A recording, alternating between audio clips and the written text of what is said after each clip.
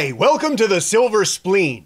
I've made you wait long enough, so here they are, the Supergirls. Oh, fuck that. I'm talking about the Silver Spleen's best movies of 2014. There were a few movies this year that really seemed to capture a sense of local identity. One of them is number 5. Gangster Payday. This is a fun but serious movie, and it was actually a very pleasant surprise. Anthony Wong carries the film and does a typically great job as a gangster who's getting on in years and has to start thinking about his future now that the world has changed around him. How good is this movie? It's so good that Charlene Choi is in it, and she doesn't even bug me. Number 4. Once Upon a Time in Shanghai. I'm not normally a fan of Wong Ching-po, but I am a fan of Philip and Andy On and Sammo Hung. In this update or remake of The Boxer from Shantung, Philip plays a country bumpkin and Andy On the city slicker, in a tale of good and evil and the necessity of keeping a tiger as a pet. How am I going to get a scar like that eating pussy? I really like this movie because to me it was postmodern in the most nostalgic kind of way. There's nothing new about this movie except maybe the camera technology, but it's such a fun ride down memory lane that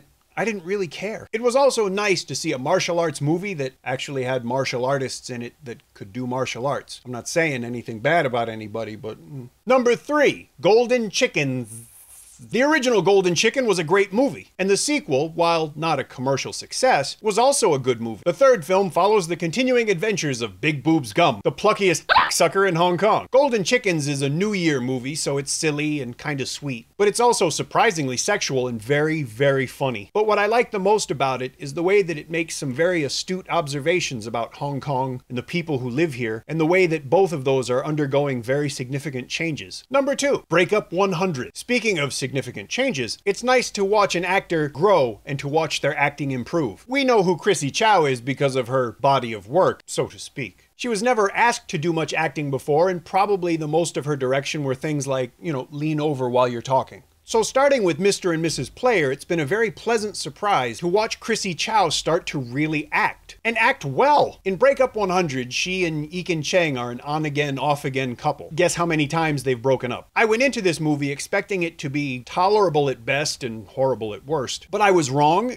and I'm grateful. I'm glad that Lawrence Cheng, who directed the movie, broke up with Barbara Wong, at least in filmmaking terms. He was obviously the brains of the outfit, because Breakup 100 is smart and funny and very good. I remember leaving the cinema just sort of shaking my head and wondering, what did I just watch? Because it was much better than I expected. I was really surprised. Now, it's a romantic comedy, which normally I don't like, but it's a very good romantic comedy, with a lot of strong performances and a good story, and as I said, quite a lot of good acting from the entire cast. It also has female characters who act like real, mature women and not perpetual teenagers. It was nice to see a romantic comedy that didn't insult women or make them look foolish. So here we are, the Silver Spleen's number 1 movie of 2014, Aberdeen. Pang Ho-chung is one of my favorite Hong Kong directors. Vulgaria and Sex Duty's unit pushed the envelope of creative leeway in local movies and were profoundly Category 3. They were funny, profane, and very local. But Aberdeen is really only one of those things. A character-driven movie about a group of people whose lives intersect, Aberdeen is one of those rare films that's so well made and so well done that the story almost wouldn't matter. But luckily for us, the story does matter, and it's well told and well acted. It's also a very local film, but at the same time it addresses emotions and ideas that anybody can relate to. I made it my number 1 movie for 2014 because it has so many good things about it. It's just a really good movie, and to me it deserved to be number 1. I have to say I enjoyed 2014 because there were some good movies, there were some bad ones, but all told, it's been a pretty decent year. Here's hoping that 2015 is even better. And I know it will be because I've got at least one surprise to share with you later.